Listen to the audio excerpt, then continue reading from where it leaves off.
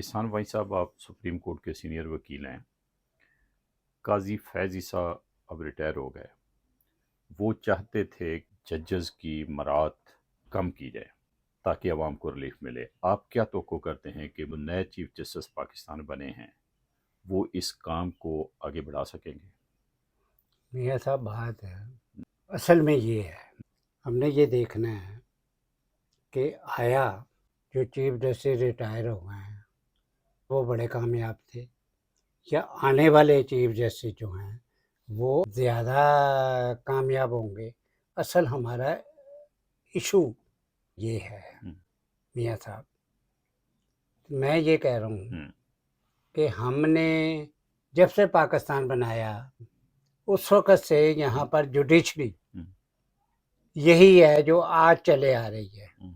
इसमें काजी फ़ाइज़ ईसा एक नई नस्ल पैदा हुई थी जो इन्हें माफ़क नहीं है, जैसे मुनीर से लेके अता बंदयाल तक यहाँ की जुडिशरी ये करती रही कि फलां पार्टी को बरसे इख्तियार लाना है और फलां को नहीं लाना, मियाँ नवाज शरीफ को नहीं लाना, इमरान खान को लाना है। मियाँ नवाज शरीफ को इसलिए निकाला कि इन्होंने इमरान खान को लाना था।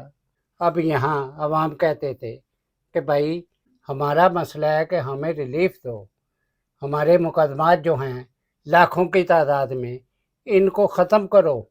जो चीफ जस्टिस आए हैं वो ऑनरेबल आदमी हैं और ये कॉन्शियस वाले लोग हैं। इन्होंने आज तक इनकी तारीख ये बताती है कि मैंने इंसाफ के तकाज़े, चाहे कोई किसी किस्म का दबाव हो, मैंने उसके अगेंस्ट नहीं जाना।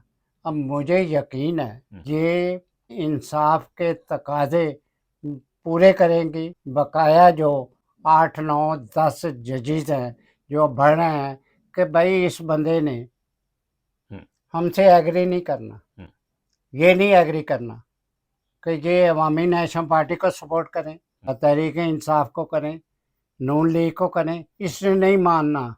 मुझे पता है कि वली खां क्या था, बादशाह खां क्या था।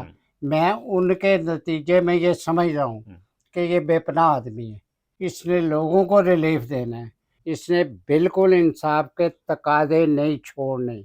अब आ गया, हज़ारों केस पेंडिंग है सुप्रीम कोर्ट में, उसने बना दिए हैं जी कि भाई ये काम करो ताकि यहाँ यहाँ पर लोगों के, अवाम के जो फैसले हैं जो यहाँ हमने दबा के रखे हुए हैं और सियासी मुकदमात करते हैं, ये करो।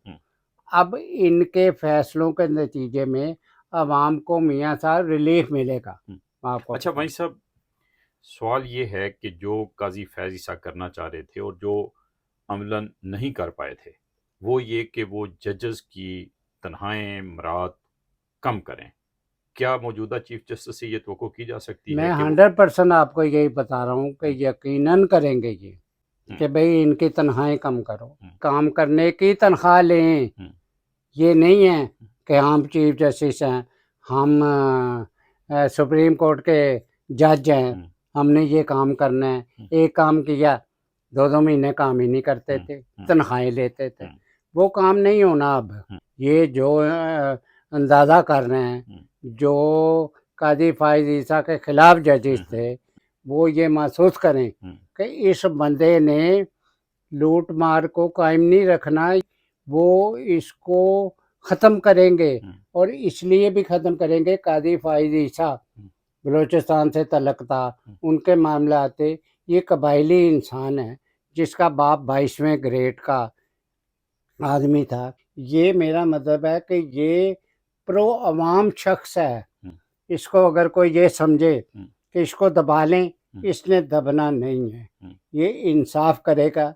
ये नहीं है कि ये मियाँ आरम मियाँ को इंसाफ दे और इंसाफ का को एहसान माई को इंसाफ ना दे, एहसान माई से रियात करे, आरम मियाँ के ख़िलाफ़ जाए। ये काम वो नहीं करेगा। ये नहीं कि मैं मिला हूँ, मैं इसको जानता हूँ, इसकी तरबियत जानता हूँ, इसके मिजाज को जानता हूँ। ये अवाम को रिलीफ देगा।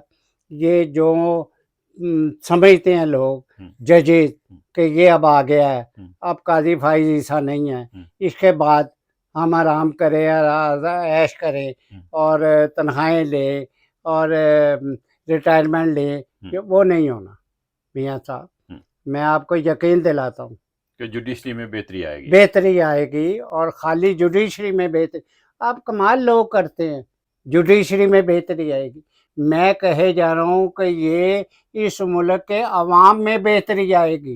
ये पॉलिटिकल काम करने सुनो तो सही, अब यहाँ जो सवाल होता है वो ये होता है कि जुडिशरी को बड़ी मिलेगी। जुडिशरी में बेहतरी से मुराद यही है कि वो आइन और कानून के मुताबिक लोगों को इंसाफ दे।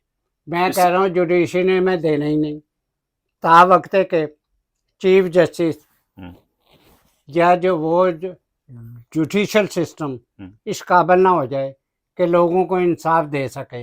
हम कहते हैं कि फलां जज है जी, ये वह इंसाफ दे देगा।